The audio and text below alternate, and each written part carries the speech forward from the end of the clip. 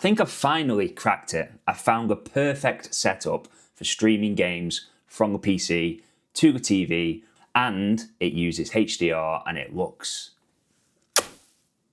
magnifico. So let me take you back. A couple of weeks ago, I received delivery of my dream TV, which is the LG G5 OLED, and it looks amazing.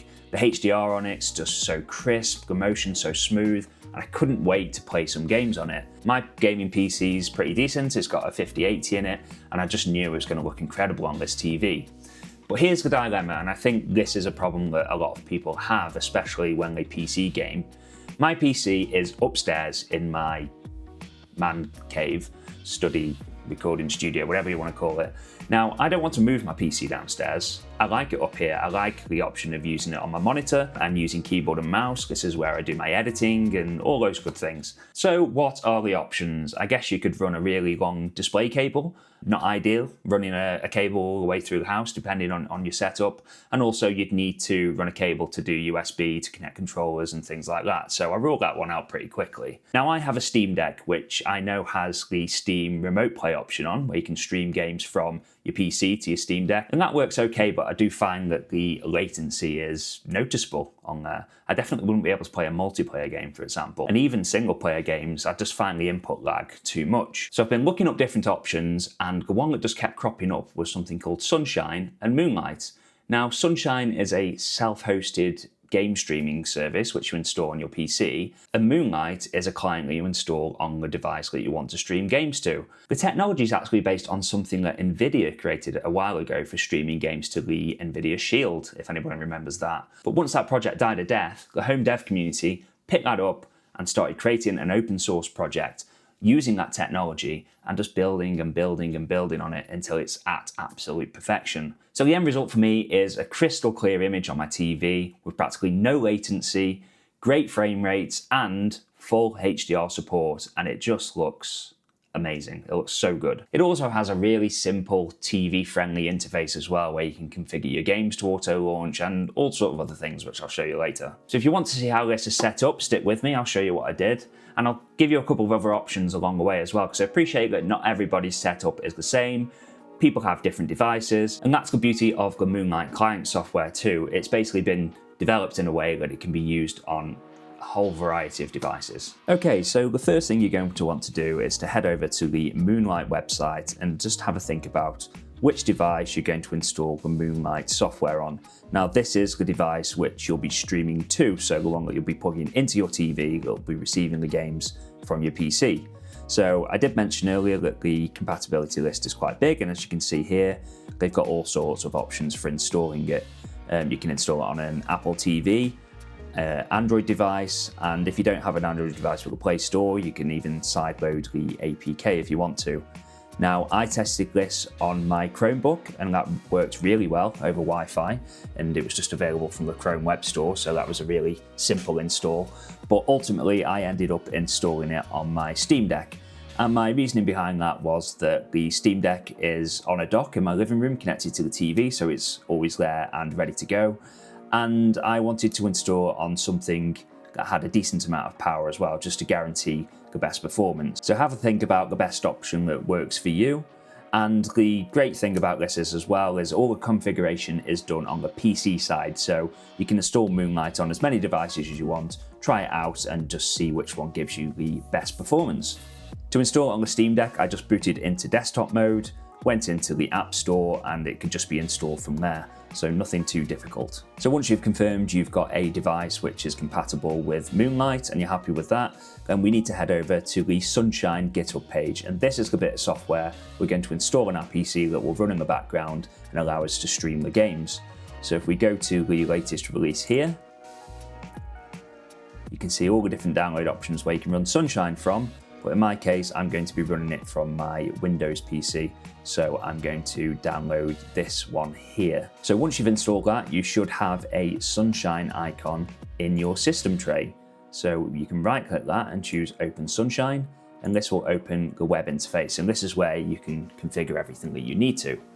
Now up here, we have the applications page, and this is where you create your shortcuts that will appear in the Moonlight application. So it comes with the default desktop one here, which will just launch essentially a screen mirroring session, but you can add in as many applications as you want and customize what these do when you launch them. So for example, I've created one here that shuts down my PC when I select that option on Moonlight.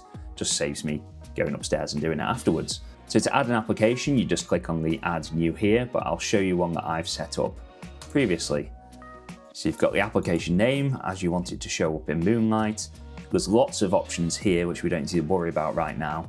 The main one is this command option here, which is basically what's going to tell it to run the game.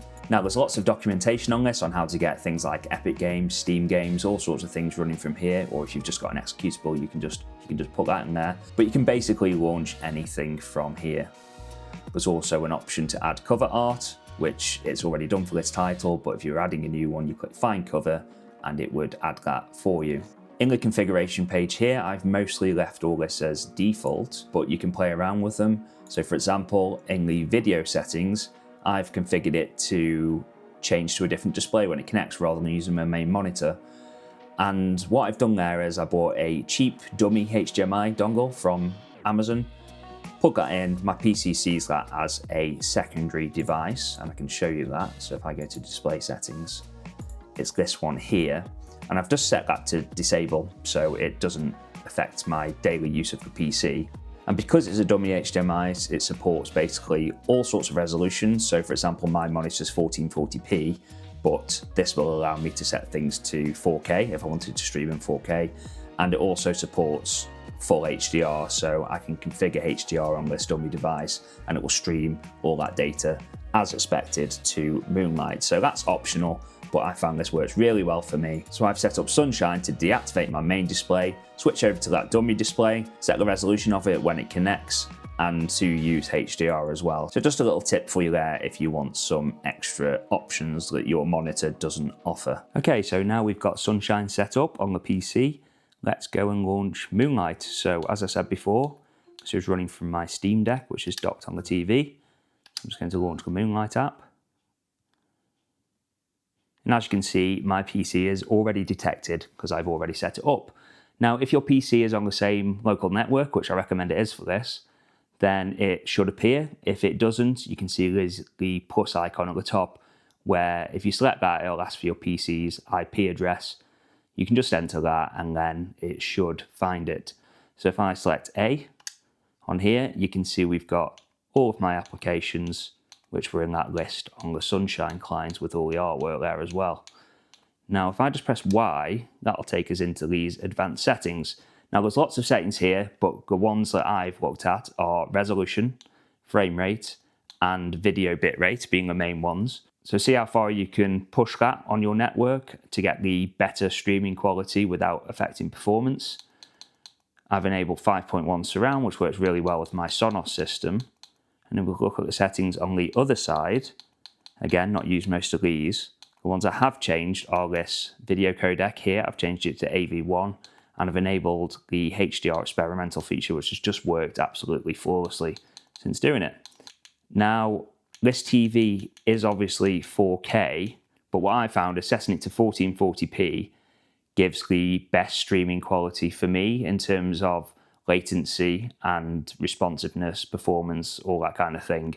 And I found that when I'm sat on my sofa, I can't really tell the difference between 1440p and 4K, so it just makes sense for me to set it there. Frame rate as well, I'm happy with 60 FPS on most single player games. I could bump that up, but I'm happy with it as it is, and it just seems to work really well with these settings. Okay, so now I'm happy with those settings. I'll just press B to go back, and I'll take us back to our list of games. And let's just launch one up to show you how it looks. So I'll go with Ratchet & Clank. It's fast-paced, colourful, should look good. So it's established connection to the PC, it's opened Steam, which is needed for this game, and then it's just gone ahead and launched it. So as you can hopefully see on the recording, the quality is absolutely great. HDR works really well. It's really responsive, which I'll show you the controller in a minute just so you can make your own opinion on that. I think the simplest way to show you how responsive it is to just go into the menu system. So if I show you the controller, and focus has obviously gone off the screen, but you can see where it is. To me, I just cannot tell I'm running this from somewhere else.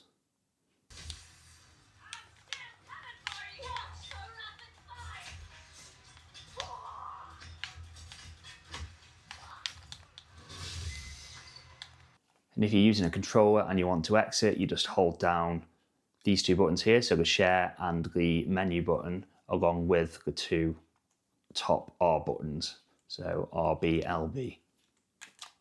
And that just takes you back into the Moonlight menu.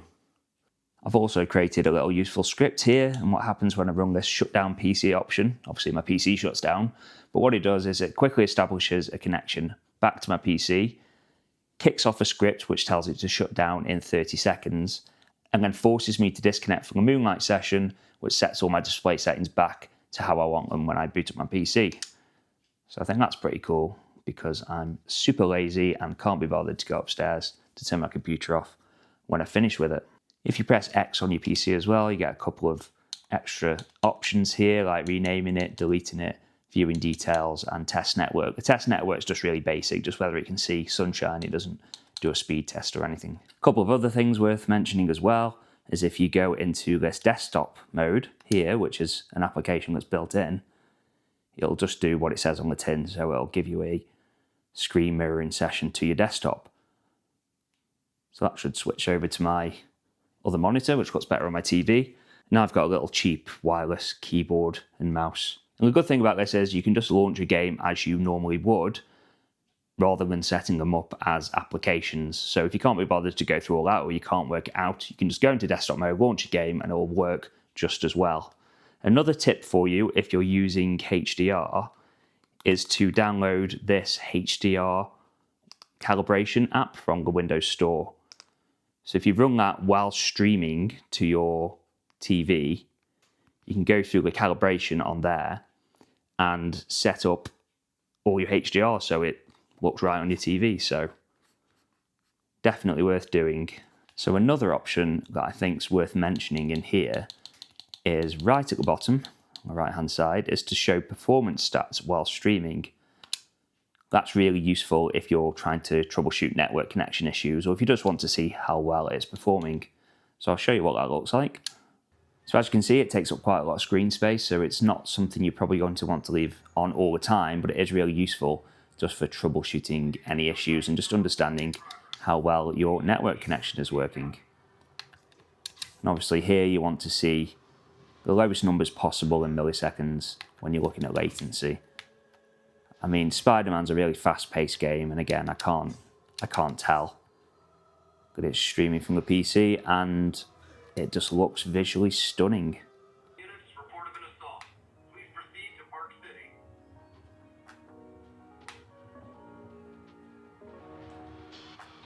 Lovely. So there you have it, my dream stream solution. It works absolutely flawlessly for me. I've been using this every day since it's been set up, and I've not seen any problems in terms of quality, latency. It's never disconnected. So I'm just so pleased with how that's turned out. If you enjoyed this video or found it useful, please consider subscribing to my channel. I would really appreciate it. And thank you again to everybody who's subscribed already. I really do appreciate the support. If you have any questions, drop them down below, and I'll see you in the next one.